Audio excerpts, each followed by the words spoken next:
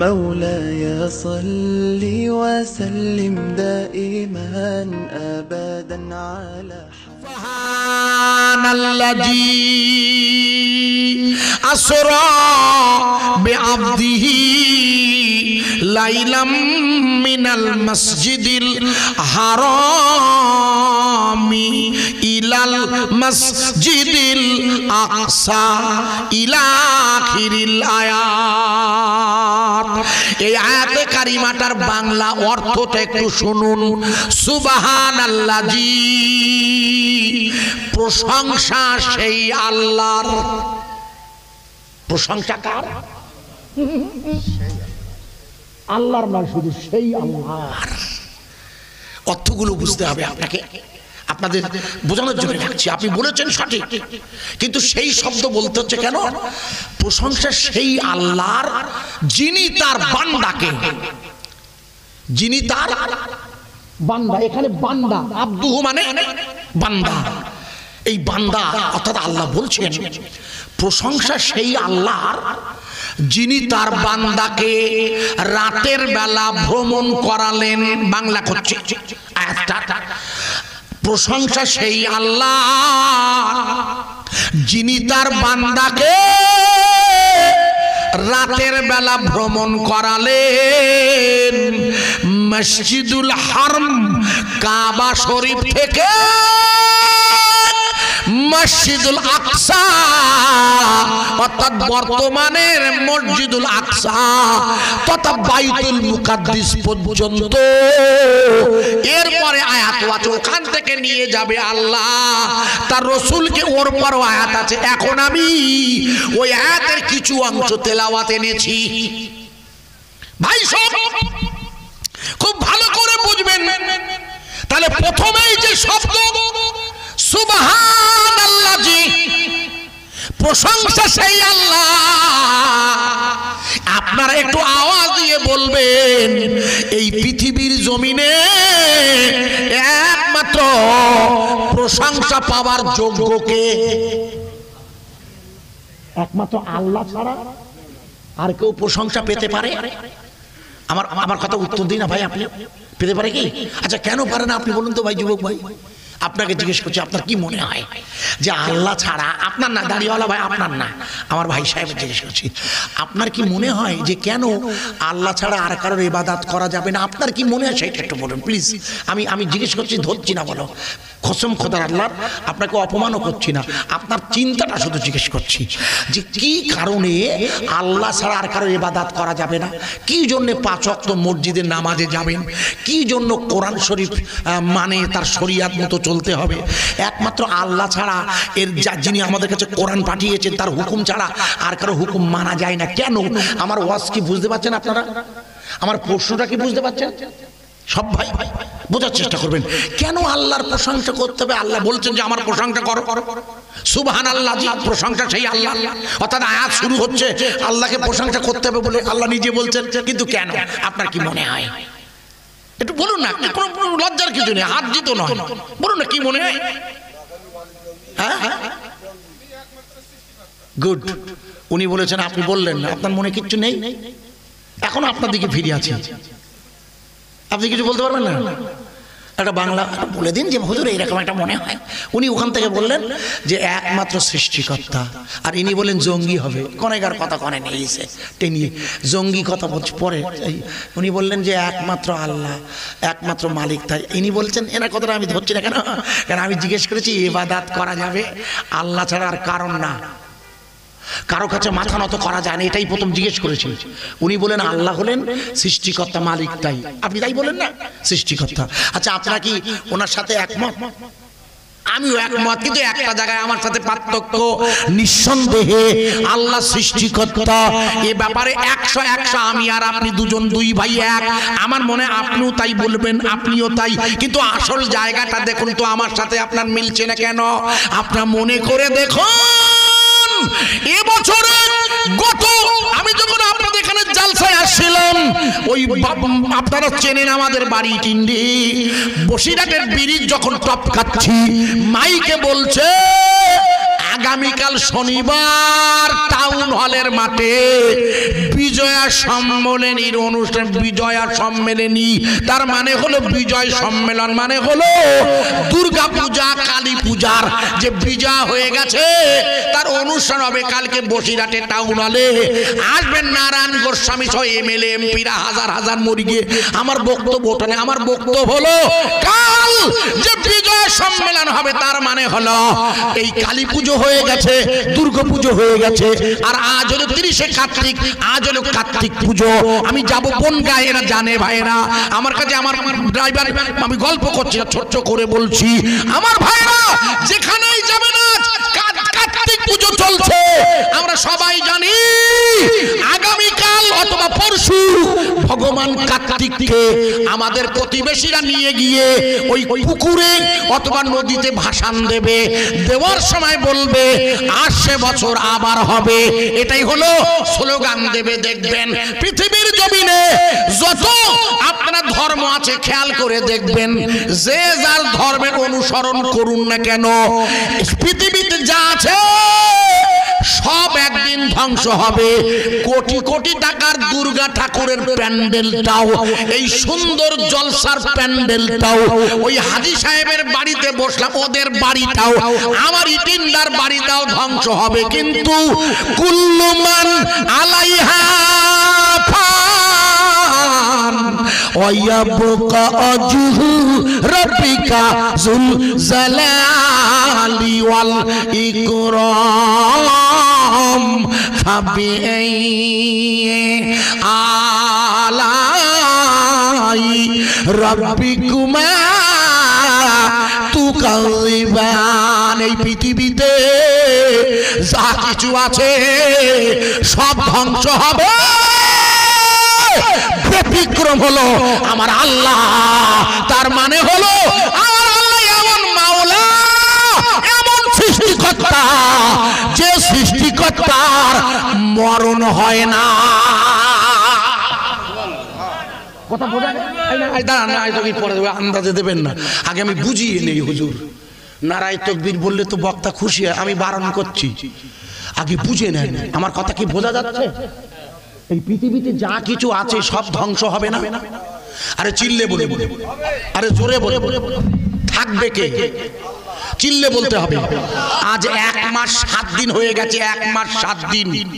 আগামীকাল শনিবার এলে 8 পেরিয়ে 9 পড়বে। মনে করে দেখুন আমি এখানে বসে আছি, এই জায়গাটার নাম ভারত, ওই পাটার আগে নাম ছিল পূর্ব পাকিস্তান, এখন বাংলাদেশ, আর আমার পিছনের দিকে ছিল পশ্চিম পাকিস্তান। মনে করো দেখুন মাঝখানে হচ্ছে ভারত। আর ঠিক তেমনি জায়গাটার নাম ছিল ইসরাইল। ইসরাইল নাম নয়, জায়গাটার নাম ছিল, লিখে নিন, বর্তমান জায়গাটার নাম দিয়েছি ইসরাইল, কিন্তু জায়গাটার নাম হচ্ছে ফিলিস্তিন। এই ফিলিস্তিনের এই পাটটার নাম এখন গাজা, আর ফিলিস্তিনের ওই পাটটার নাম হচ্ছে পশ্চিম তীর, আর মাঝখানে বসে আছে ইসরাইল। বোঝা যাচ্ছে কি বাংলা? বোঝা গেছে? এটা আমি ভৌগোলিক অবস্থান বলছি। মাঝখানে কারা? গুড। এই ডান দিকে কারা? গাজা। গাজা নয়, গাজ্জা, গাজ্জা, Z A Z Z A, গাজ্জা। গাজা নয়, মনে হলে গাজা খর বলে, গাজা আসে, গাজা ওই বাজারে গাজা বিপদ খুব। না লিখেছে ভুললে গাজ্জা হবে, গয়াকার বর্গ জয়াকার, মানে গয়াকার বোঝা বানান ভুল, ওটা ওটা গাড়া ভুল, শুনে নেন, আপনার দোষ না, লিখেছে তো ওরা লিখে সব ঠিক, আমি তো ওই জন্যই ভুল ধরতে বসেছি। উনি যেমন বলেন আল্লাহ সৃষ্টিকর্তা, একমত, কিন্তু এমন সৃষ্টিকর্তা যার মরণ হয় না। দুটো আলাদা হলো না খোকা? আমার কথা বুঝতে পারেননি? আপনাদের চিন্তা, আমার ব্রেনটা তো আর এক, এবং আমি সঠিক বলছি। আমি ওই আল্লাহর ইবাদত করি যার মরণ হয় না, যার মরণ হয় যে নিজে দাঁড়াতে পারে না, তার কাছে যেতে পারি না, নিজের জ্বালায় বাঁচে না, তার কাছে সাহায্য চাওয়া যাবে না, ঠিক কিনা? ভালো করে ওয়াজ বুঝবে, বোঝার চেষ্টা করেন। সুতরাং আসল নাম গাজ্জা। যাই হোক, এই যে গাজ্জা বা গাজা যাই বলেন, এই জায়গাটা আমি গাজা বলতে পারবো কেন? ছেলেবিলি গাজা খায় তো, ওই জন্য মানে হুজুর শুধু গাজা গাজা করছে। আর এই গাজ্জা, আর এই দিকটার নাম পশ্চিম তীর, মাঝখানে হচ্ছে ইসরাইল।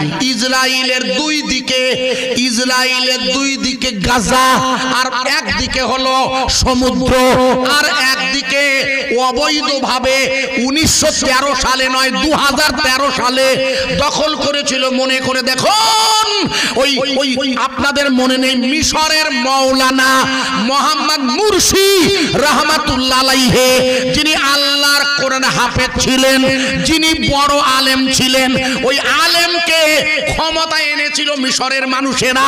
কিন্তু 1 বছর পরে আমেরিকা আর ইসরায়েল চক্রান্ত করে, মনে করে দেখুন, ওই মিশরে গদিতে বসিয়েছিল সেনাপ্রধান আল সিসিকে, যিনি এখন বর্তমানে ওখানকার শাসক, যিনি ওই মিশরের দিকে সীমানাটা বন্ধ করে দিয়েছিল ইসরায়েলের ভয়ে।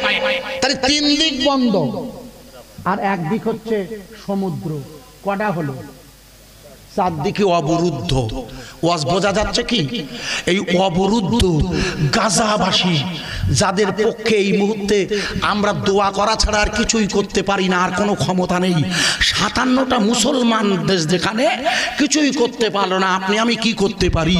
কিন্তু লক্ষ্য করে দেখেছেন কি, এই এক মাস 8 দিনের মাথায়ও ইসরায়েলের সেনাবাহিনী ওই গাজার ভূখণ্ডে ঢুকার পরেও হামাস স্বাধীনতা সংগ্রামী, হামাস হচ্ছে স্বাধীনতা সংগ্রামী, যাদেরকে আগে আমাদের প্রধানমন্ত্রী সন্ত্রাসী বলেছিল, কিন্তু যত দিন যাচ্ছে মোদি ভুল বুঝতে পারছে, মোদিও বলে দিয়েছে, তো আমরা সমর্থন করি না, আছে যাক, বেশি বলতে পারবো না, মূলটা বুঝিয়ে দিয়ে বিদায় নেবো আমি সময়ের নজরে। যে জায়গায় রাখছিলাম ভালো করে বোঝার চেষ্টা করবেন, ইনশাল্লাহ আশা করা যায় মাথায় ঢুকবে। তাহলে এই যে চারিদিকে অবরুদ্ধ, অর্থাৎ চারিদিকে অবরুদ্ধ এমন একটা জাতি আজ 1 মাস 8 দিন টিকে আছে। যদিও ইসরায়েল বাইডেনের সাহায্যে, ইংল্যান্ডের সাহায্যে হামলা চালাচ্ছে, কিন্তু হামলা চালাচ্ছে জনগণের উপরে, হাসপাতালে হামলা চালাচ্ছে, স্কুলে হামলা চালাচ্ছে, মিশনে, অথচ একবারও হামাসের মুখোমুখি হয়ে লড়াই করে ওদের এখনো কাউকে একটা ধরতে পেরেছে কি? এই কোন টিভি, কোন দূরদর্শন, কোন মিডিয়া, আল জাজিরা কেউ দেখিয়েছে এটা হামাস জঙ্গি? নো। ভালো করে ওয়াজ শুনবেন, আমি আপনাদের প্রথম বোঝাচ্ছি। আপনারা আমার সাথে বলেছেন আমরা ওই মালিকের ইবাদত করি যে মালিকের ধ্বংস হয় না, যিনি আপনার সৃষ্টিকর্তা, আপনার কোলের বাচ্চার মাওলা, আমার মাওলা। ওই মাওলা লক্ষ্য করুন, এই 101 মাস 8 দিন ব্যাপী অবরুদ্ধ ওই গাজার মানুষকে সাহায্যের সাহায্য একমাত্র আল্লাহর গায়েবী সাহায্য ছাড়া এরা টিকতে পারে? আরে চিল্লে বলুন, আমার ওয়াজ বোঝা যাচ্ছে না ভাই? খুব ভালো করে বুঝবেন, আমি উদাহরণ দিচ্ছি।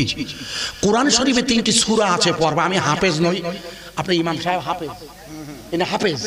কোরআন শরীফে 3টি সূরা আছে পরপর। একটি সূরা মানে কোরআন শরীফে আছে পরপর বলছি না, ওই আমি নামগুলো বলছি। একটি সূরার নাম সূরা আল ইমরান, একটি সূরার নাম হচ্ছে সূরা মারিয়াম, একটি সূরার নাম সূরা তহা। 3টি সূরা। প্রয়োজনের জন্য আমি তুলেছি নাম, কতটুকু বায়ান আনবো আমার প্রয়োজনটুকু লক্ষ্য করুন।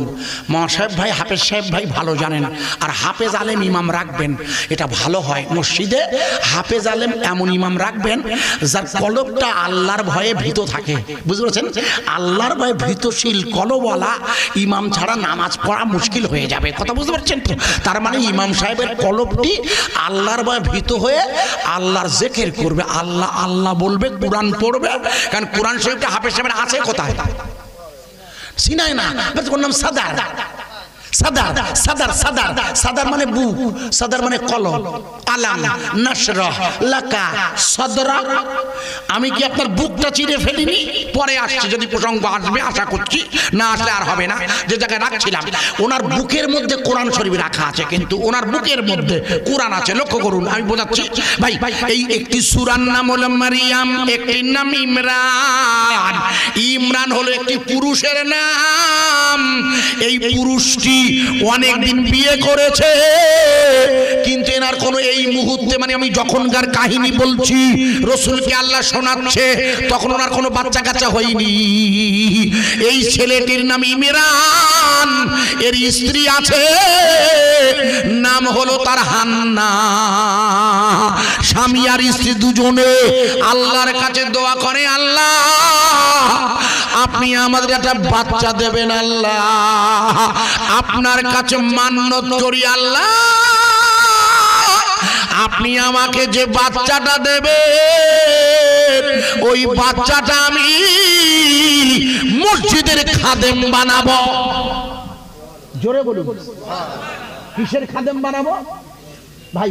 এই মসজিদের খাদেম বানাবো বলে আল্লাহর কাছে দোয়া চেয়ে আসলে ইমরান আর হান্না কি চেয়েছে বলুন তো? বেটা ছেলে গিয়েছে, তার মানে পুরুষ চেয়েছে। কেন?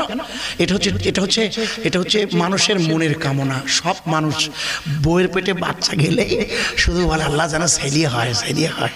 কেউ, আমি কারোর আসলে শুনিনি মেয়ে হোক, প্রথমের কথা বলছি, তারপর দুটো হবার পরে বলে আল্লাহ এবার একটা মেয়ে দিও কোন, এ যেন মানে মানে বলবে আর আল্লাহ দেবে। কি পাগলা দেখুন ভাই, আমার কথা বোঝা যাচ্ছে ভাই?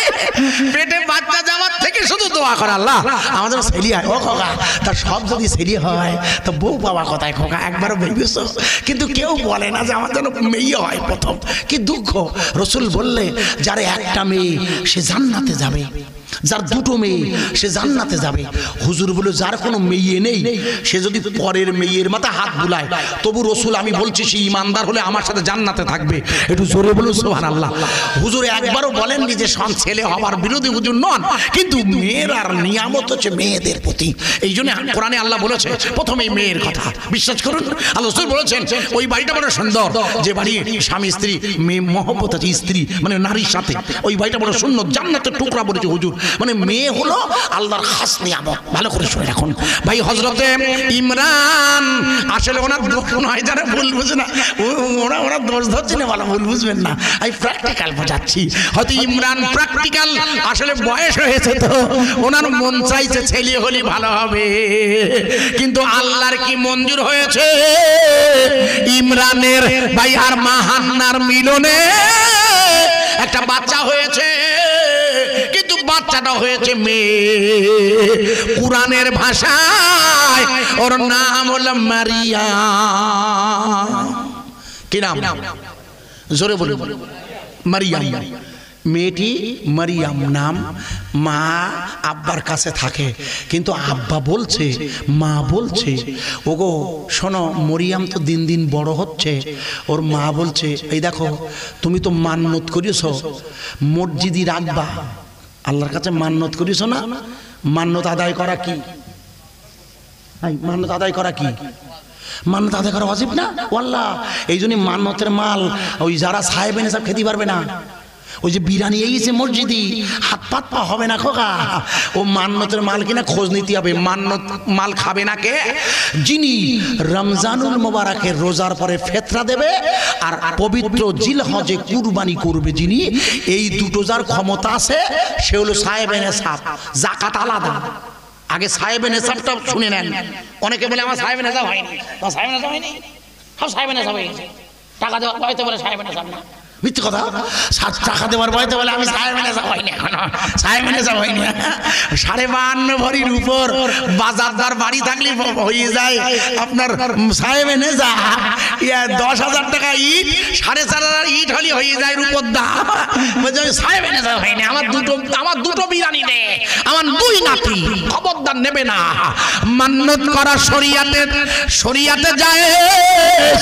ইমরান ওর স্ত্রী বললে তুমি তো মান্নত করেছো, এখন এবার ঠেলা ঠেকাও, মসজিদে রাখবে বলেছো মসজিদে, তাহলে ওকে মসজিদে নিয়ে চলো।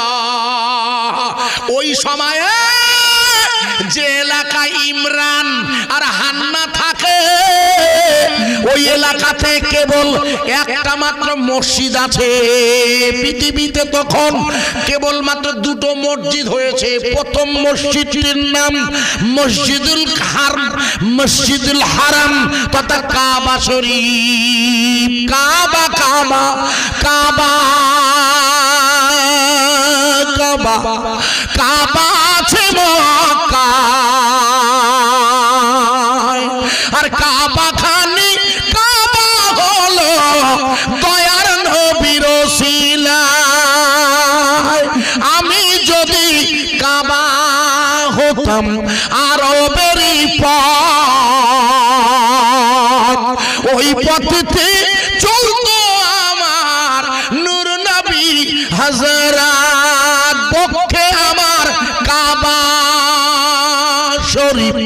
চোখে মদিনা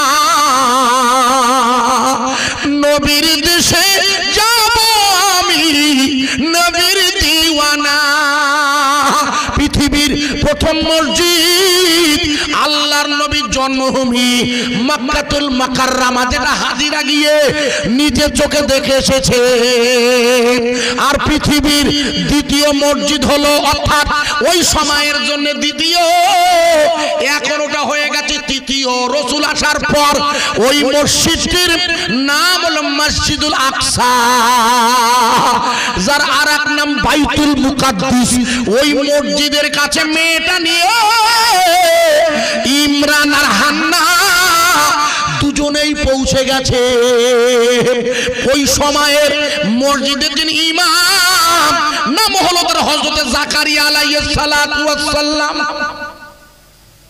ইমাম সাহেবের নাম কি হযরত নবী সূরা তাহা পড়বেন এখানটায় জাকারিয়া আলাইহিস সালাতু ওয়াস সালাম হলেন ওই সময়ের মসজিদের খাদিম যেমন আপনাদের ইমাম সাহেব হুজুর আপনাদের মসজিদের দায়িত্বে আছেন মাওলানা সাহেবরা আছেন বটে কিন্তু ইমাম সাহেবের মূল দায়িত্ব থাকে শীত গ্রীষ্ম বর্ষা ইমাম আর মুয়াজ্জিনেই ভরসা কিন্তু দুর্ভাগ্য ভারতবর্ষে যত চাকরি আছে ইমাম সাহেবদের মতো এত বেতন কম ও খোকা এবার দুর্গাপুজো হয়েছে 37,000 খোকা লিখেলে বাংলাদেশে ছিলাম আমি নবমী আর দশমী ওখানে হয়েছে 32,000 আর এখানে হয়েছে 37,000 এই 37,000 পুজোর প্রত্যেককে 70,000 টাকা দিয়েছে সরকার আর 2011 সালে 12 সালের মাথায় 2,500 টাকা ওয়াকফের ভাতা ছিল তাও সেই সময় এত মশলা ও টাকা নেওয়া যাবে না এ নেওয়া যাবে না তা নেওয়া যাবে না ঠিক কি ফেরা 11 বছর পরে বেরিয়েছে তবে শুধু 500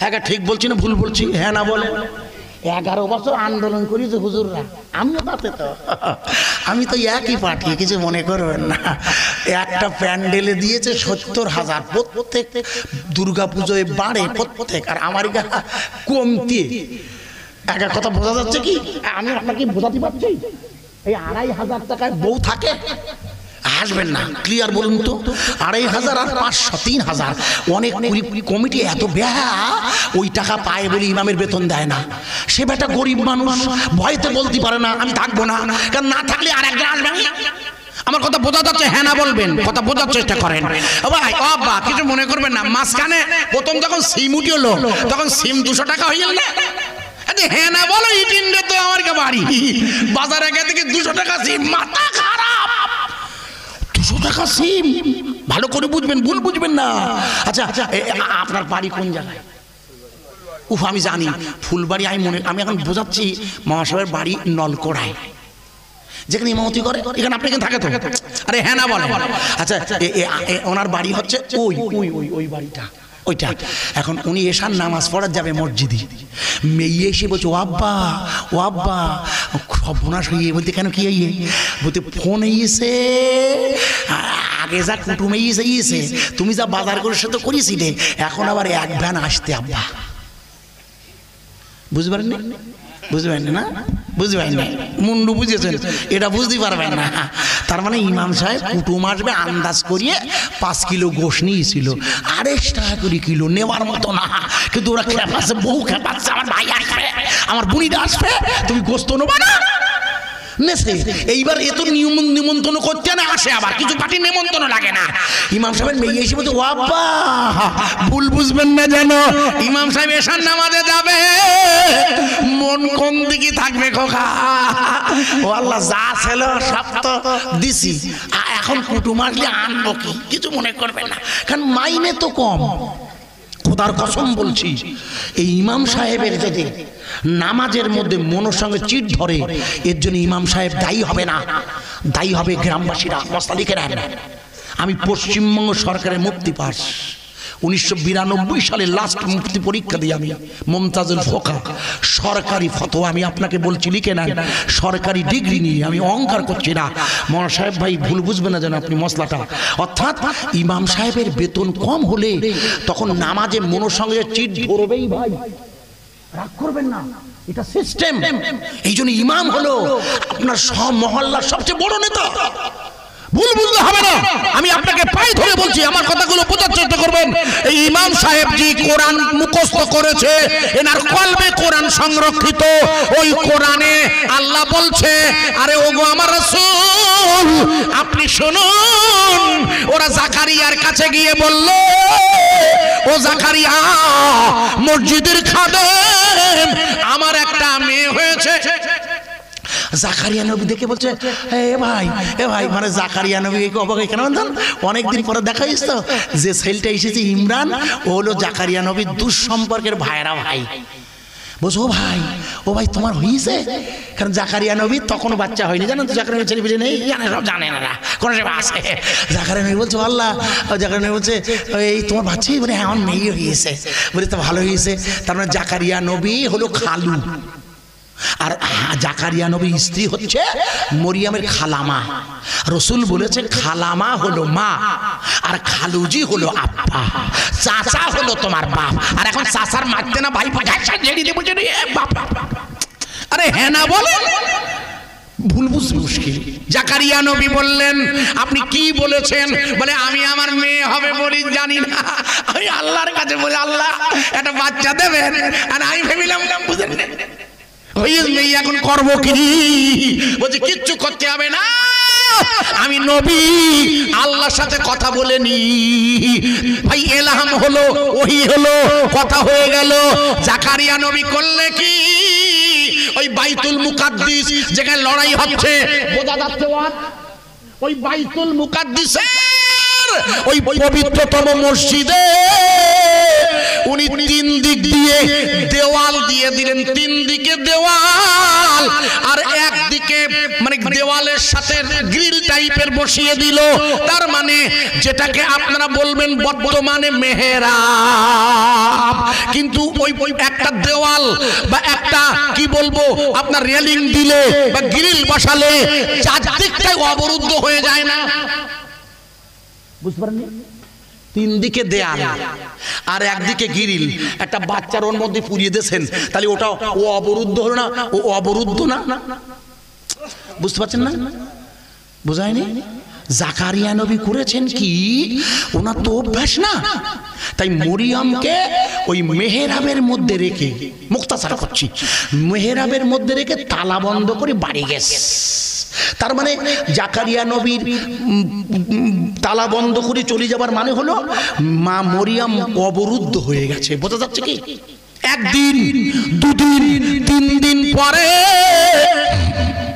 হযরত নবী জাকারিয়া আলাইহিস সালাতু ওয়াস সালাম মনে পড়েছে, যা এই যা আমি যে সেই মরিয়মের আমি যে সেই তালা বন্ধ করে রেখেছি।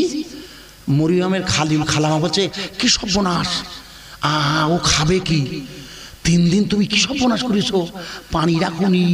কি রাখুনি? একটু জোরে বলুন। পানি। ওরা পানির পাইপ লাইন কেটে দিচ্ছে। বোঝা যাচ্ছে তো? বোঝা যাবে? একটু ধৈর্য ধরেন ভাই।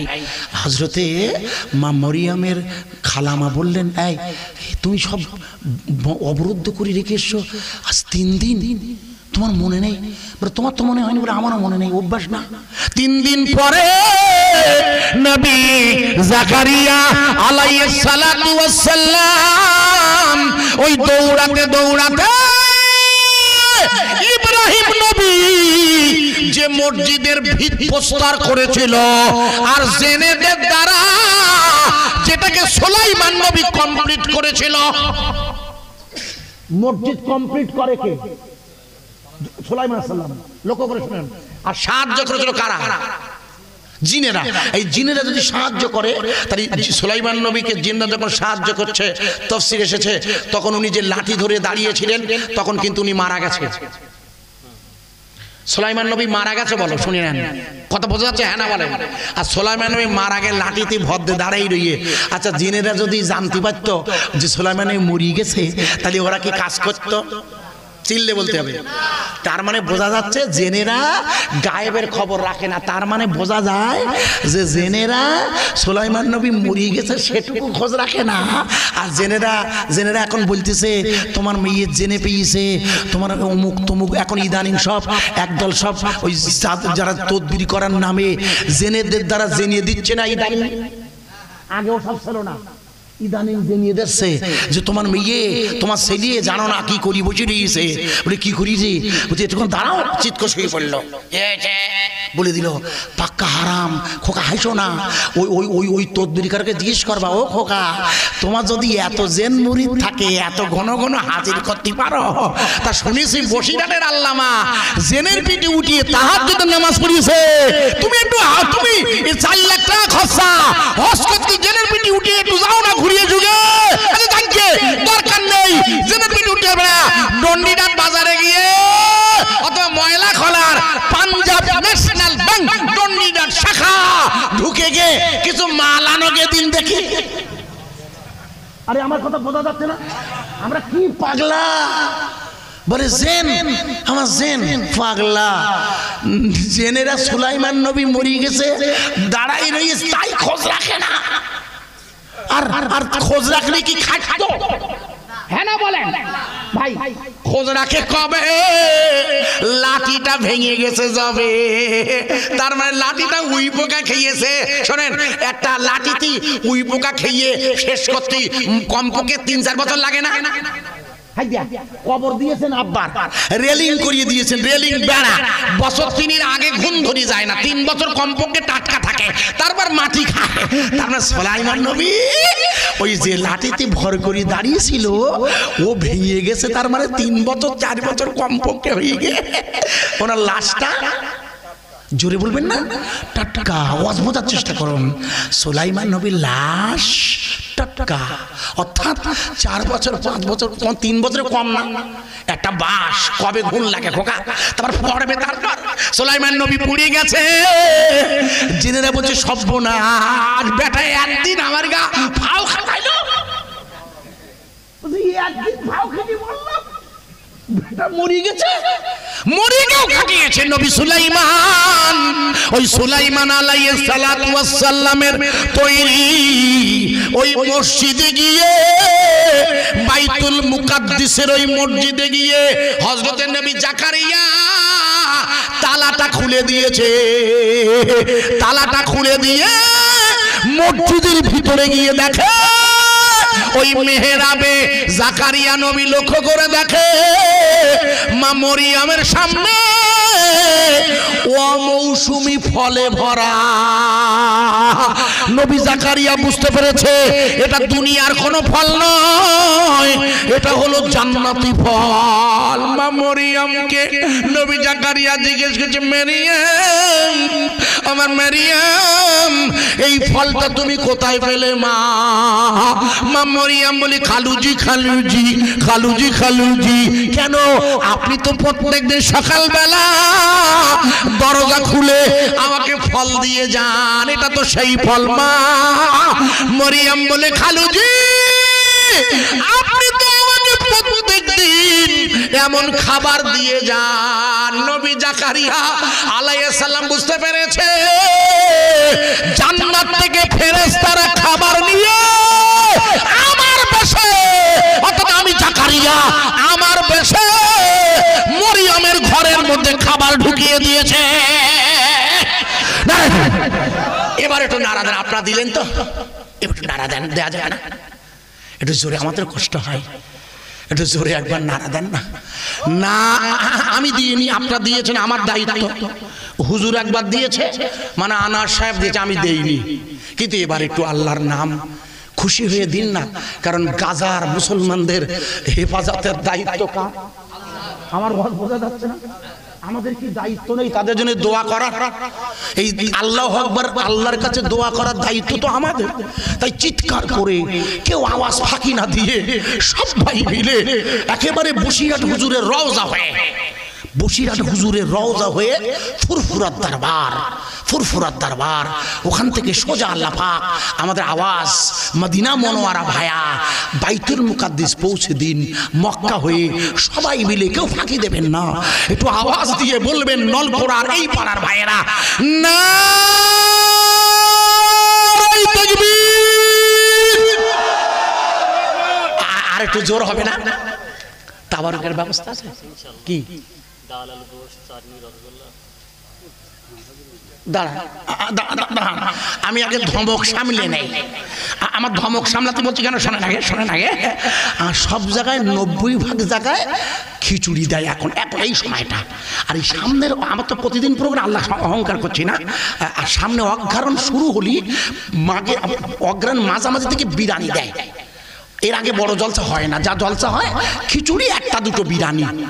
এই প্রথম এবছরে আমার মনে পড়ছে, এই প্রথম দেখছি আপনাদের জন্য ওয়াল্লাহ ওই আমাকে ওই মনোহর সাহেব খাইয়েছেন, আনোয়ার সাহেব খাওয়ার সময় বললেন যে এই গোস্তটা ওরা পাঠিয়েছে, মানে কমিটির লোকেরা রান্না করা। তার মানে কি ওই আপনারা যা খাবেন আমারও তাইতেছে। ও আল্লাহ, ওই গোস্ত দারুণ রান্না কিন্তু ভাই সাহেব। দাঁড়ান না হুজুর, দাঁড়ান না, আগে আমি বুঝিয়ে নেই ভালো করিয়ে।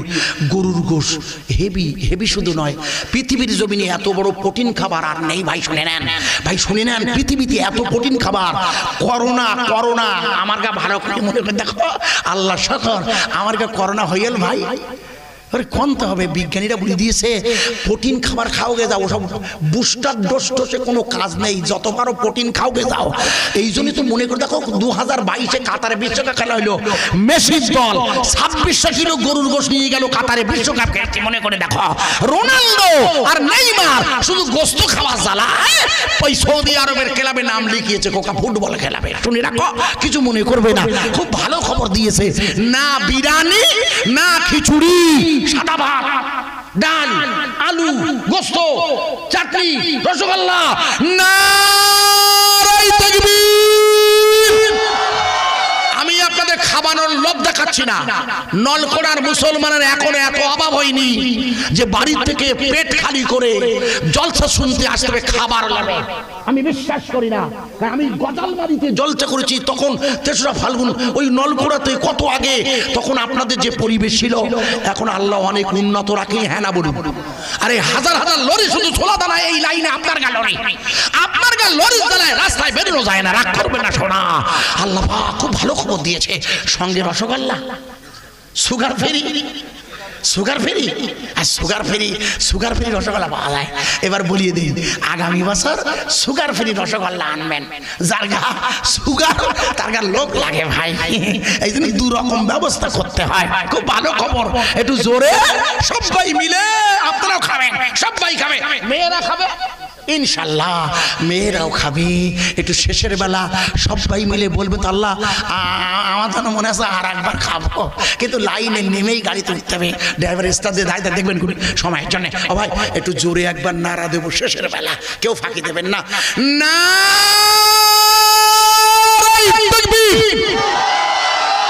আচ্ছা, ওই খালপার পাড়ায় যে মসজিদ, ওরা জানে না? না শোনো, বলো না, ভালো করে প্রচার করো। আমি উকিনে গিয়েছি, প্রথমে জিজ্ঞেস করতেছি, বলছি কই সভা হবে, কোনে খোঁজ রাখি না? পরে একজন হ্যাঁ হবে। আমার কাছে নলকোড়া 12টা পাড়া, 12টা পাড়া, আপনার 13টা, তাহলে ও আরো কম বলি একটা। যাই হোক, গোটা নলকোড়ায় আমরা আল্লাহর দিনের দাওয়াত পৌঁছে দেবো, কেউ ফাঁকি দেবেন না। এটা কোন পাড়া? নলকোড়া মাঝের পাড়ার মহান ইসলামী জলসা জিন্দাবাদ। নলকোড়া মাঝের পাড়া ফুরফুরা বসিরহাটের মহান ইসলে সভা।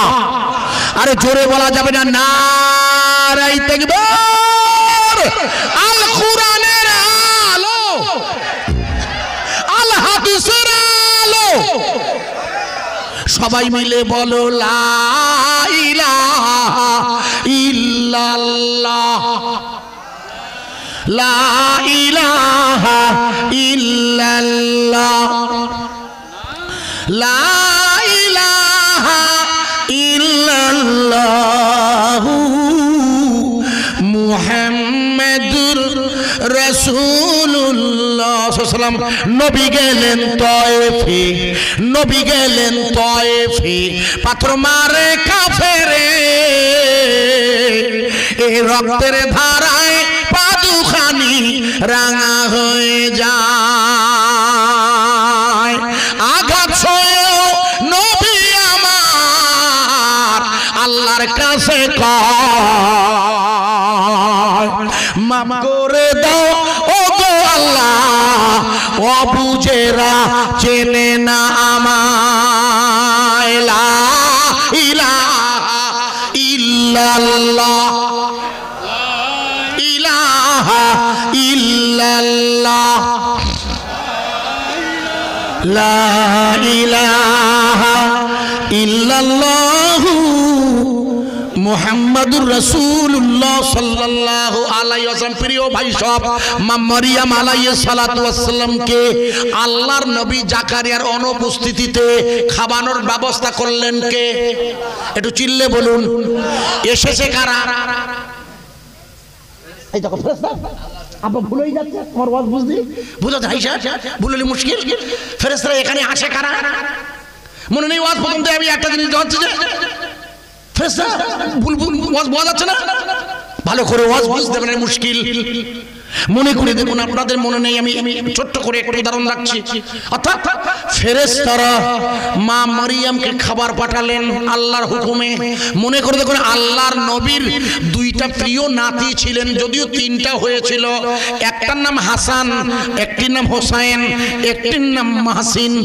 হযরতে মাহসিন রাদিয়াল্লাহু আনহু একেবারে অল্প দিনেই, মানে জন্মানোর পরপরই, আর হাসান হোসাইন আল্লাহর নবীর এই দুই নাতি ছেলে আল্লাহর নবীকে মহব্বত করতেন, হুজুরও বড্ড পছন্দ করতেন। মনে করে দেখুন, মদিনা শরীফে আল্লাহর নবীর মসজিদে নববীতে একজন সাহাবা যাতায়াত করত, সবাই তার নাম জানেন। ইতিহাসের এই প্রসিদ্ধ সাহাবা নাম হলো তার হযরতে দাহিয়া কালবি। কি নাম? ইনি নিজের মেয়েকে নিজে জীবন্ত কবর দিয়েছিলেন ইনি। কিন্তু রসুল পাকের হাতে হাত দিয়ে যখন তওবা পড়ে লা ইলাহা ইল্লাল্লাহ মানে হুজুরের হাতে হাত দিলেন, কলবের গোনা সব মাফ হয়ে গেল। কথা বোঝা যাচ্ছে কি? যেই হুজুরের হাতে হাত দিয়েছেন মানে হুজুরের সাথে সোহবতে এসছে, কলবে গোনা নেই। কারণ আমাদের গোনা করে কলব, কলব আছে, ওখানে ইমান আনতে হয়। এই জন্য আপনার জেগে আছে, আমি আমার কলবের দিকে মতওয়াজ্জা, আমার কলব জানা পীর সাহেবের কলবের ওসিলায়। এই জন্য আপনাকে পীর সাহেব লাগবে, যে সে করলে হবে না। যে পীর সাহেব আপনাকে দুটো জিনিস দিতে পারবে, একটু হচ্ছে ফয়েজের দ্বারা আপনার কলবে ইমানের নূর ঢোকাবে পীর সাহেব, আর একটু হচ্ছে পীর সাহেব আপনার সাথে রসুলের সাক্ষাৎ করিয়ে দেবে। এটা হচ্ছে পীর সাহেবের কাজ। কথা বোঝা যাচ্ছে কি? পীর সাহেবের দুটো কাজ, পীর সাহেব আলাদা, পীরজাদা আলাদা। আল্লাহর ওলি, পীর, বুজুর্গ এরা আলাদা, কিন্তু মনে রাখতে হবে সংজ্ঞাগুলো, বুঝেছেন? তা আপনার কলবে ঈমান আনিয়ে দেবে। লক্ষ্য করেন, বোঝার চেষ্টা করেন। হযরতে দাহিয়া কালবি জেনা করেছে, নয় নিজের মেয়েকে খুন করেছে, জেনা না, মারাত্মক খুনি। কিন্তু আল্লাহর এমন রহমত হয়েছে, আল্লাহ রসুলের সোহবতে এসে উনি এমন হয়ে গেছেন যে জিবরাইল আমিন ওনার চেহারা ধরে মদিনার মসজিদে আসতেন। লক্ষ্য করুন, জিবরাইল আমিনের চেহারা ধরছে, অথচ লোকটা ছিল খুনি। সেই লোকটি রসুলের সোহবতে এসে, কি আশ্চর্য, জিবরাইল ওনার চেহারা ধরে মদিনার মসজিদে এসেছে। হযরতে জিবরিল যে এসেছে, চেহারাটা হচ্ছে দাহিয়া কালবি। হাসান আর হোসাইন দৌড়ে গিয়ে দুই ভাই মিলে হযরতে দাহিয়া কালবি রূপী জিবরিলের পকেট টিপছে। জিবরিল বলে, ইয়া রাসূলুল্লাহ, এ কি ফেরা? এই একটা নতুন ফেরা না? নতুন ফেরা মানে এই পর্যন্ত জিবরাইল কখনো, জিবরাইলের বিপদে, এরকম বিপদে কখনো পড়িনি। কেউ কখনো ওনার পকেট টিপেছে? আরে বুঝতে পারছেন না? জিবরাইলের পকেট টিপছে কে? কেন কেন কেন? খাবার খুঁজছে। জিবরাইল তো দুনিয়ার ফেরা জানে না, কারণ জিবরাইল তথা ফেরেশতারা নূরের তৈরি, তাদের বউ ছেলে পিলে নেই, বিয়ে শাদী করেনি, তারা না নারী না পুরুষ। আর হাসান হোসেন তো দুনিয়ার, এর পেট আছে, জিবরাইল খায় না, মেকাইল খায় না, সারাক্ষণ আল্লাহ জিকির করে। আর আমাকে খাতি হয়, শুতি হয়, তাই আমাকে বলেছে কলবে জিকির মানে ঘুমিয়েও থাকবে, তুমি তোমার কলব জিকির করো। ইন্নামাল মুমিনুনা আল্লাযিনা ইযা যুকিরাল্লাহ ওয়াজিলাত কুলুবুহুম, নিশ্চয়ই মুমিন যখন তারা আল্লাহর নাম নেবে তার কলবটা আল্লাহ আল্লাহ আল্লাহর জিকির করবে। তখন কিন্তু ইমাম সাহেব ঘুমিয়ে, ইমাম সাহেব কলব বলবে আল্লাহ, আপনারও বলতে হবে শরিয়াতের হুকুম। এই জন্য প্রথমেই বলেছিলাম যে কোনো তরিকার একটা তরিকা করতে হবে। মনে আছে ওয়াজ, যেখানে আপনি দরুদের মধ্য দিয়ে নূর দেখবেন, মনে আছে ওয়াজ, সবটা ভুলিয়ে গেলে একটার সাথে মিল আছে, গুলিয়ে ফেললে মুশকিল। অতএব হযরতে দাইয়া কালবি রূপী জিবরিল যখন পকেট টিপছে, জিবরিল বলছে ইয়া রাসূলুল্লাহ এ কি ফেরা? বলে কোনো ফেরা না, এটা দুনিয়ার ব্যাপার। বলে দুনিয়ার ব্যাপার মানে? বলছে ওরা আপনি যে ফেরেশতা জানে না। বলছো ও হ্যাঁ ঠিক বলেছেন আপনি। বলে আপনি ওই যে আমার কাছে আসেন, ঠিক আছে, তো এই চেহারা ধরিয়েছেন আজকে। বলে তা হুজুর ও এই চেহারা ধরিস তো অসুবিধে কি? বলে অসুবিধে অন্য কিছু না, এই দাইয়া কালবি আমার হাসান হোসেনকে এত মহব্বত করে, যখন আমার কাছে আসে দুই পকেট ভরে খাবার নিয়ে আসে। আপনি কিছু মনে করবেন না জিবরিল, আপনার কাছে তো কোনো খাবার নাই, তাই ওদের মুখটা কালো, ওরা খাবার খুঁজছে, আপনাকে দাহিয়া কালবি মনে করে।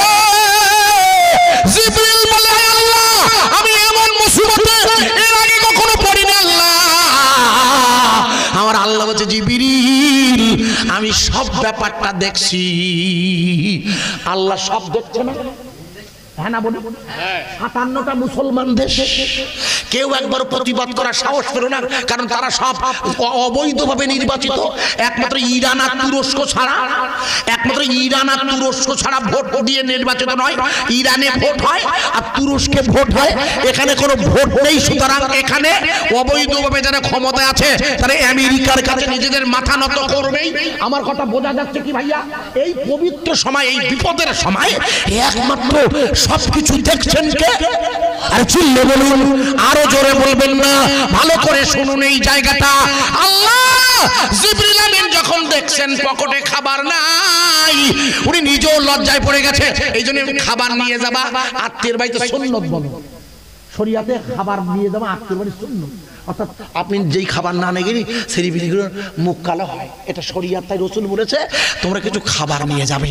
দাইয়া কালবি রূপী জিবরিল ও লোক তো সব ফেরা জানে না। আমার আল্লাহ বলছে জিবরিল আপনি চিন্তা করছেন কেন? আপনার পকেট দুটো খালি আমি জানি, আর দাইয়া হাসান হোসেনকে খাবার আমি আল্লাহ নিজে জানি।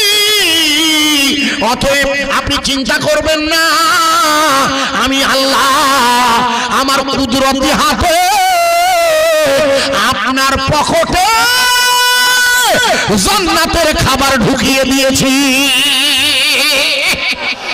জোরে বলুন, জোরে।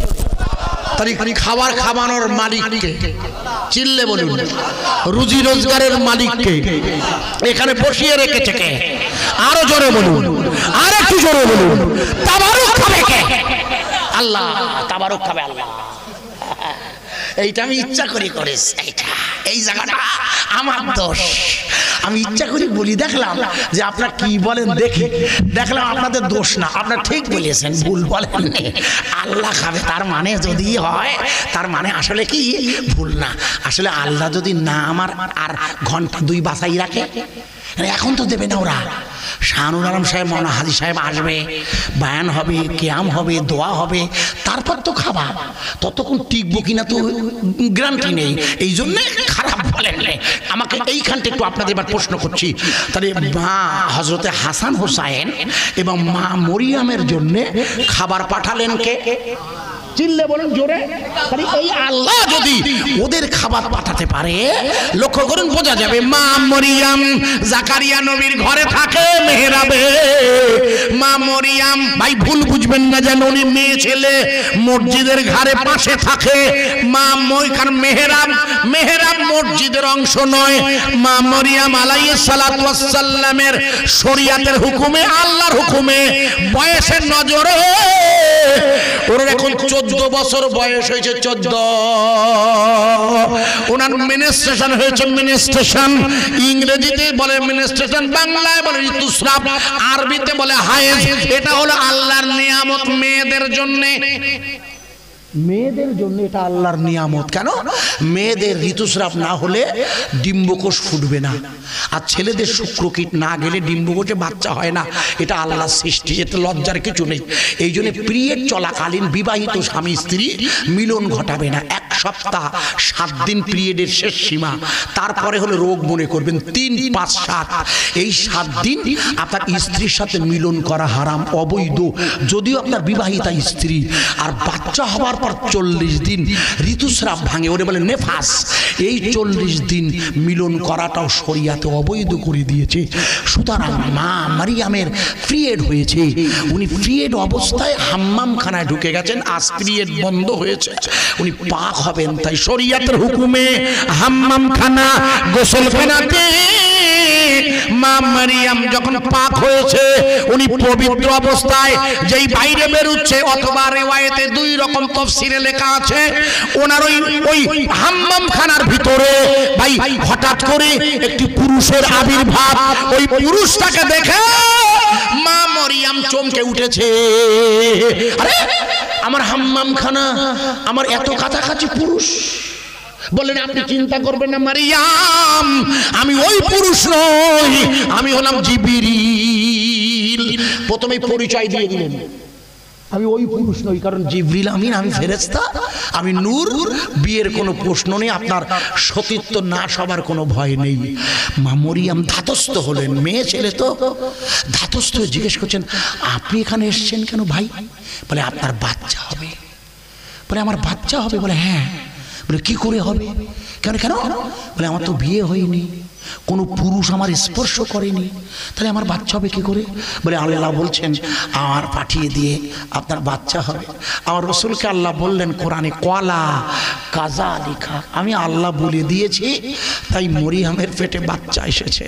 আমি আল্লাহ, আমার হুকুম ভালো করে শুনবেন, মা মরিয়ামের বাচ্চা হবে। অথচ মা মরিয়াম কোন পুরুষের দ্বারা, ভাই ভুল বুঝবেন না, যেন মিলনের দ্বারা। মা মরিয়াম বললে আমার পেটে বাচ্চা এসেছে, এলাকার লোকজন বললে কি করে হয়? মরিয়াম মসজিদের মেহরাবে থাকে, সতী নারী, অথচ বাচ্চা পেটে এসেছে। আল্লাহ কোরআনে জানিয়ে দিলেন, এ মারিয়াম ঘটনাটা আমার রাসূলকে শোনাচ্ছে, কারণটা শুনে নিন। আমার রাসূলকে বললে, ইয়া হে আমার রাসূল শুনুন, আমি মরিয়ামকে বলে দিলাম চিন্তা করবেন না, আপনার পেটের মধ্যে যে বাচ্চা আছে, ওই বাচ্চা আপনার সতীত্বের সাক্ষী দেবে। একবার জোরে বলা যাবে না। আপনার বাচ্চাই তার পিতৃর পরিচয় নয়, আপনার সতীত্বের, এখানে পিতার প্রশ্ন নয়, এখানে আপনার মায়ের সতীত্বের প্রশ্ন, পিতৃত্বের পরিচয় নয়। কারণ আদমের কোনো বাপও ছিল না, মাও ছিল না। সুতরাং আমরা তো সেই আদম সন্তান। ভাই পেটে বাচ্চা, এখন বাচ্চাটা দিন দিন পেটে বাচ্চা, শরিয়াতের হুকুম আছে, টাইম আছে।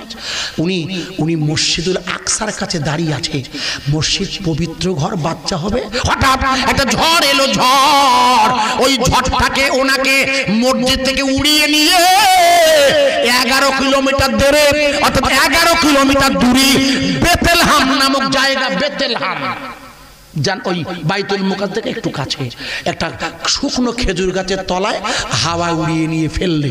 আমার বক্তব্য কি বোঝা যাচ্ছে?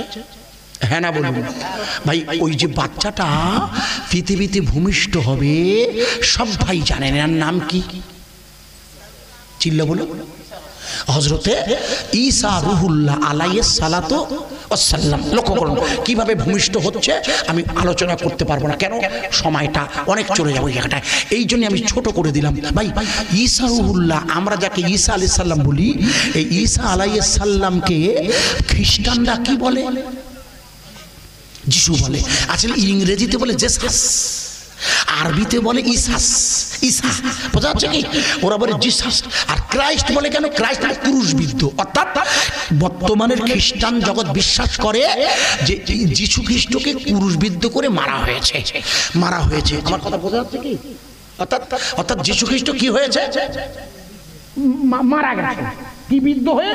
ক্রুশবিদ্ধ, গুড, লক্ষ্য করুন। আচ্ছা, যীশু খ্রিস্ট ক্রুশবিদ্ধ হয়ে মারা গেছে, এটুকু রাখছি আমি, এই জায়গাটা প্রশ্ন করবো বোঝার জন্য। আচ্ছা বলুন তো, যীশু খ্রিস্ট বাইবেলের ভাষ্য অনুযায়ী উনি পৃথিবীতে আর ফিরে আসবেন? আসবেন, লিখুন। বাইবেলের ভাষা অনুযায়ী মুখস্থ করেন হুজুর, এইটা আপনার কাজে লাগবে। এই জায়গাটা কেন? বাইবেলে লেখা আছে জেসাস হ্যাজ কাম, মানে বাইবেলে লেখা আছে যিশু আবার ফিরে আসবে। আচ্ছা, আমরা যারা এখানে বসে আছি, আমরা কি ঈসা রুহুল্লাহ ফিরে আসবে এটা বিশ্বাস করি? জোরে বলুন।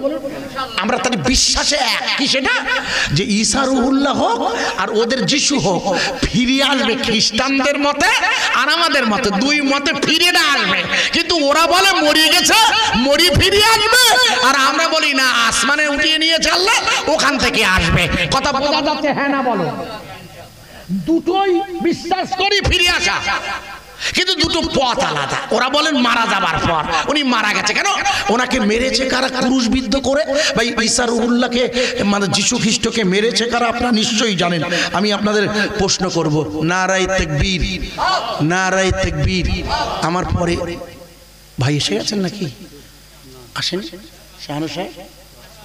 আচ্ছা আচ্ছা, আমি বললে হবে না ভাই, আসা পর্যন্ত টাইম করা, ওরা ওয়াজ আমি করিনি। কে বলবে? ইমাম সাহেব বলবে কিছু করার নেই, কারণ আমার কথা ছিল 10:30। ওই আনার সাহেবকে জিজ্ঞেস করে দেখেন, সেখানে অনুরোধ করে লেট করালেন।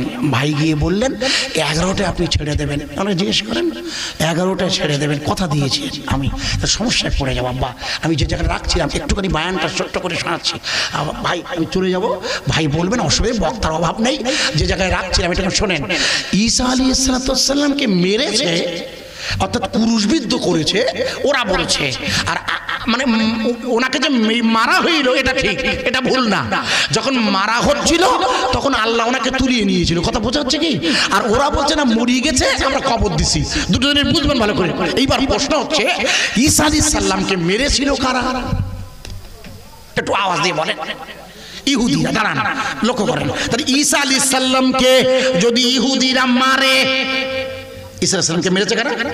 ইহুদিরা তো। তাহলে ইহুদিরা যদি মারে, তাহলে ইহুদিদের সাথে খ্রিস্টানদের বন্ধুত্ব হতে পারে কি? বুঝবেন ভালো করে। খ্রিস্টানদের ইহুদিদের সাথে বন্ধুত্ব হতে পারে না।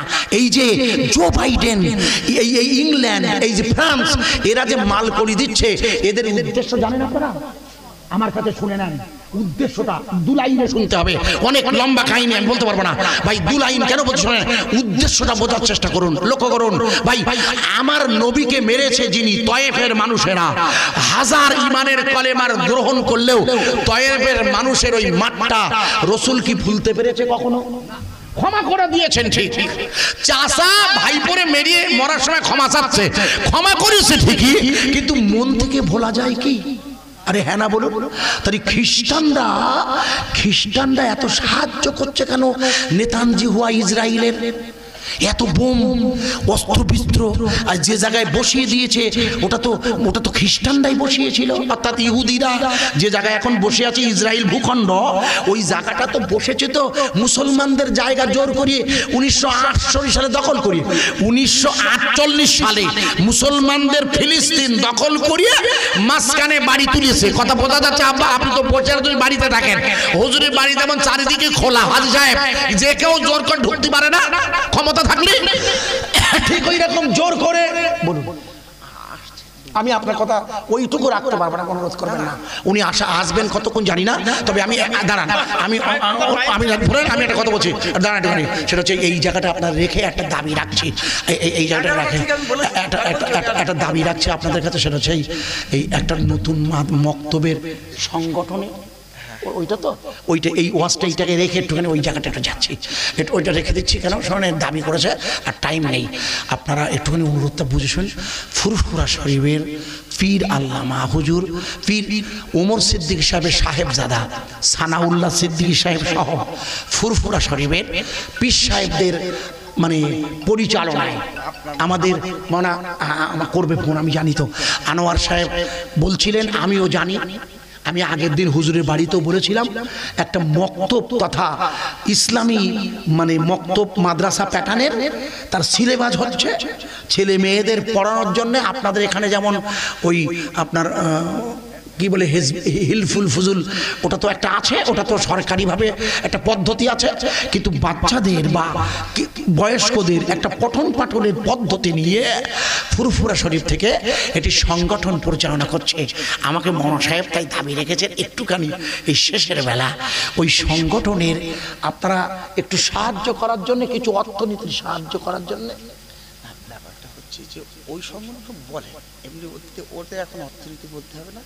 এই যারা এই যে জলসা হচ্ছে, এই যে আমাদের একটা মক্তব আছে, এই মসজিদ আছে, যা আছে বলছি। ও ও আমি বুঝতেই পারিনি, আমি মনে করেছি ওই মক্তব। এখানে একটা মক্তব আছে তো হুজুর, তো আমার তো আমাকে তো দাঁড়ান দাঁড়ান, আপনি একবারও বলেছেন কি আমায়? বলে দেন এখন খাতা বার করি বলতেছে, আমার বলিনি তো, জিজ্ঞেস করেন আমাকে। আপনিও ওটার সময় বলেননি, তাহলে এতক্ষণ না আমার বলিনি চাঁদের তোলা, জিজ্ঞেস করেন। ওই আপনি জানেন না, যাকি যা যা হয়ে গেছে গেছে। মহাসাহেবের সম্মানে, হাফেজ সাহেব হুজুরের সম্মানে একটুখানি মক্তব আর মসজিদ আছে, সাথে মসজিদ আছে, ঈদগাহ সব আছে, হয় একটুখানি ওই আমার দেখলি যেটা হয় বুঝলেন না, একটু সাহায্য চাইছেন, দান। এটা কোনো রকমের দুঃখ নেবেন না, শুধু একটা একটুখানি ওয়াজটা একটুখানি 2 মিনিট না বললে হবে না বলে আমি নিজের থেকে বাড়িয়ে দিচ্ছি। সেটা হচ্ছে শুনে নেন, আগে 1 মিনিট শুনে নেন। ওই ইসরায়েলে যে সাহায্য করছে খ্রিস্টানরা, ওদের উদ্দেশ্য কি শোনেন, শুনে নেন। ওরা জানে যিশু খ্রিস্ট ফিরে আসবে, ভালো করে বুঝবেন, যিশু ফিরে আসবে, কিন্তু যতক্ষণ একজন ইহুদি বেঁচে থাকবে, এখনকার খ্রিস্টানরা বিশ্বাস করে, ইহুদিরা বিশ্বাস, এখনকার খ্রিস্টানরা বিশ্বাস করে যতক্ষণ একজন ইহুদি বেঁচে থাকবে ততক্ষণ ঈসা রুহুল্লাহ আসবে না। এই জন্য জো বাইডেন পন্থী, ঋষি সুনাক পন্থী, ফ্রান্স পন্থী যে সমস্ত খ্রিস্টান, তারা চাইছে, মনে করে দেখুন ইতালি নয়, মনে করে জার্মানির নাৎসি হিটলার 60 লক্ষ ওই ইহুদিদের নাকি গ্যাস চেম্বারে মেরে ফেলে দিল। মানে খ্রিস্টানরা ইহুদিদের দেখতে পারে না। ভালো করে শুনে নেন, বোঝার চেষ্টা করবেন, আমি বোঝার চেষ্টা করছি আপনাদের। আচ্ছা, দাজ্জাল বেরোবে কোন দল থেকে? এই দেখো, দাজ্জাল তো ইহুদি, দাজ্জাল কিন্তু ইহুদি, তাহলে দাজ্জাল ইহুদিদের মসিহ, জানেন না? দাজ্জালকে ইহুদিরা মসিহ মনে করে, দাজ্জালকে, তাহলে দাজ্জালকে যে ইহুদিরা মসিহ মনে করে, ওয়াজ বোঝা যাচ্ছে এই জায়গাটা শেষ না করে আপনার মাথায় ঢুকবে না, ছোট্ট না এক লাইনে ভাই। যে দাজ্জালকে মসিহ মনে করে ইহুদিরা, ওই দাজ্জালকে মারবে কে? কোথায় মারবে?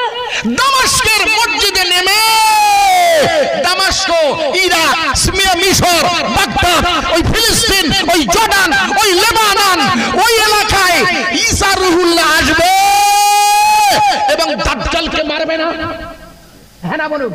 আল্লাহ যদি আর কখনো আনে, এই আলোচনায় হয়তো আর সুযোগ হবে না। এখন যুদ্ধ, আমি দোয়া রাখছি আল্লাহর কাছে যেন যুদ্ধ ওরা চলছে বটে, কিন্তু আল্লাহর গায়েবী ইবাদতে ওরা টিকে আছে এবং টিকে থাকবে ইনশাআল্লাহ।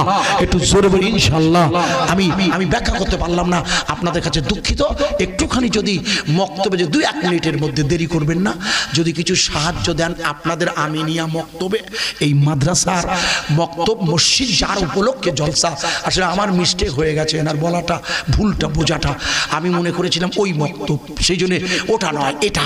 আপনারা একটুখানি যদি সাহায্য করেন, কেউ বলেন 2-1 জন যে এই জন্য আমি একটু দেবো, একটু যদি বলেন আল্লাহর হস্তে, নবীর নামে, রসুলের ভালোবাসা, একটু উঠে দাঁড়িয়ে যদি বলেন, একটা লোক অন্তত হাত খোলেন, তারা একদম বেইজ্জতি হয়ে যাবেন ভাই। একটুখানি যাহাই 100, 200, 50 আল্লাহর নবীর নামে একজন বলবেন উঠে দাঁড়িয়ে, আইজুর ভাই আমি দেবো 100। বাহ, আমি বলেছি 100, উনি দিয়েছেন 500। নারায়ে তাকবীর, একটু জোরে বলবেন না নারায়ে তাকবীর? আরো জোরে বলা যাবে না নারায়ে তাকবীর? ভাই সাহেব বাবাজি আমার দিয়েছেন 500, উনি বলেন 500, একটু জোরে বলবেন না মারহাবা? 500। আচ্ছা দাঁড়ান দাঁড়ান, এইটা একটুখানি, একটু 500টা না, 1000 না, 500টাকে আমি নাম বলার আগে একটা দাবি রাখছি আপনার কাছে। আপনি কি মোটামুটি পয়সা আছে আপনার? হাসছেন না, হাসছেন কেন? আপনি ওমরা হজ করিয়ে আসবেন অন্তত একবার, একটাবার। আর যদি ফরজ হজ হয় 16 আনা পূর্ণ হবে। আমি দোয়া করছি হজে টাকার না, বোঝা গেছে কি? আপনি 500 টাকা দিয়েছেন কি ওটা আমি বুঝিনি, আমি আমার মন চাইছে তাই উপরে ফেললাম। নিয়ত করুন যে আল্লাহ আমি যেন আপনার রসুলের দেশে যেতে পারি। সবাই বলেন একটু আমিন। নারায়ে তাকবীর। 500 টাকা জোরে বলবেন না মারহাবা? আরো জোরে বলা যাবে না মারহাবা? ভাইয়ের নামটা একটু বলবেন ভাই। আব্দুল মাজেদ, জনাব আব্দুল মাজেদ সাহেব। বাবাজির নাম? হাজী আব্দুল কাসেদ সাহেব। আল্লাহ হাই সাহেব দাঁড়িয়ে আছে কেন? হাই সাহেব দাঁড়িয়ে রেখেছে, একটা চেয়ার দেন। জনাব হাজী কাসেদ সাহেব 500। আল্লাহর নবীর ঘরে আমিনিয়া মক্তবে হুজুর আছেন যেখানে, নারায়ে তাকবীর। আল্লাহু আকবার। আল্লাহ একটুখানি বলে, একটু আল্লাহ রাস্তায় 1000। একটা লোক একটু বলেন আমি 1000 দেব হুজুর ভাই। একটা লোক একটু বলেন 1000 আল্লাহ রাস্তায়, যদি মন চায় একটা লোক একটু বলেন আমি দেবো 1000। আল্লাহু আকবার। নবীর নামে রাসূলের ভালোবাসাতে একটা লোক উঠে দাঁড়িয়ে বলবে 1000। তোমার নাম? ও খোকা এখানে এসো। কি করো ভাই? মানে আপনি কি গাড়ি? উফ, লরি না 4 চাকা? লরি। খুব সাবধানে চালিও। আর ইট যেন মালিকের ওখান থেকে নিয়ে যাবা, রাস্তায় যেন ফেলো না। বেড়া চাবাতে যাচ্ছে, আমার ড্রাইভারের বলতে হ্যাঁ এই 10, 20টা 25টা করে ইটও কি ইটে।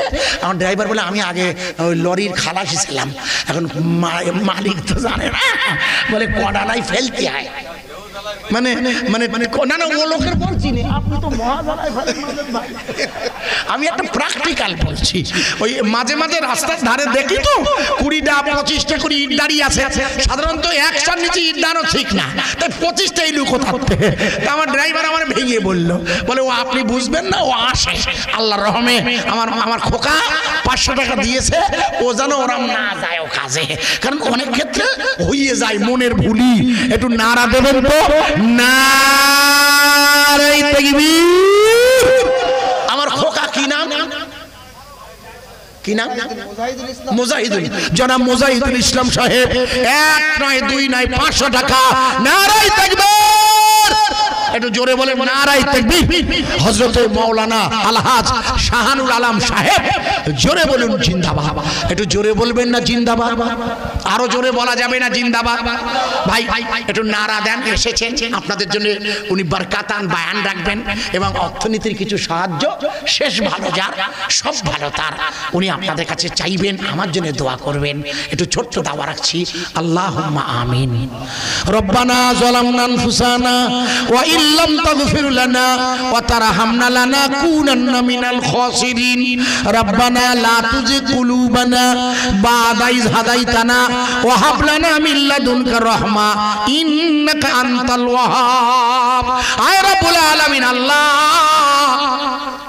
পবিত্র জমাদিউল আওয়ালের পুণ্যময় চাঁদে আমার নলকোড়া মাঝের পাড়া জনাব হযরতে আলহাজ মাওলানা আনোয়ার হোসেন সাহেব সহ আয় আল্লাহ মুসলিম সাহেব, আমি দীর্ঘক্ষণ ধরে হযরতে মাওলানা আমার শাহানু সাহেব আসার আগে পর্যন্ত দুটো নসিহত করে দিয়ে গেলাম। আল্লাহ আমার নসিহতটা হেদায়েতের জন্য আপনি কবুল করে নিন। আয় আল্লাহ এই মসজিদ, এই মাজমা, এই জলসাটা আপনার শাহী দরবারে আপনি কবুল করে নিন। আল্লাহ আমার পরে হাজী সাহেব বলবেন, সুন্দর কণ্ঠ আল্লাহ পাক, তবে অসুস্থ ফিজিক্যালি, ন্যাচারাল অসুস্থ হয়ে পড়া স্বাভাবিক, রাত জাগা হয়তো।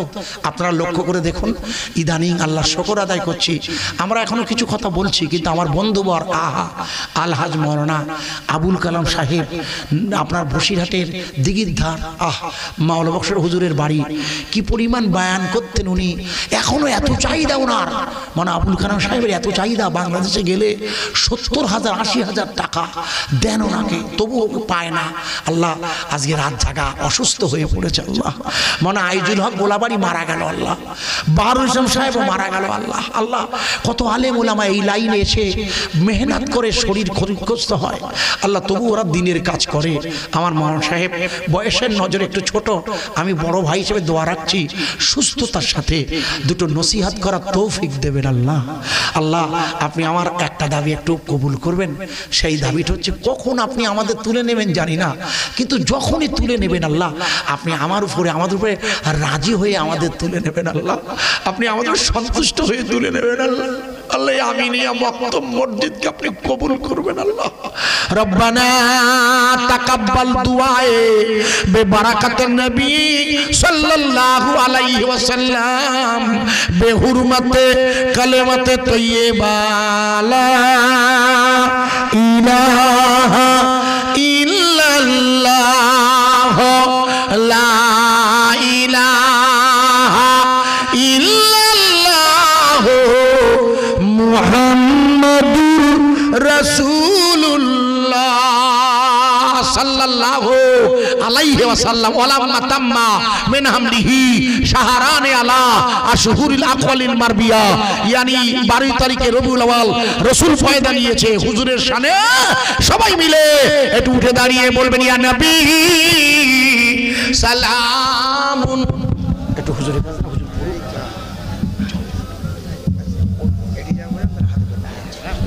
ইয়া হাবিব সালাম।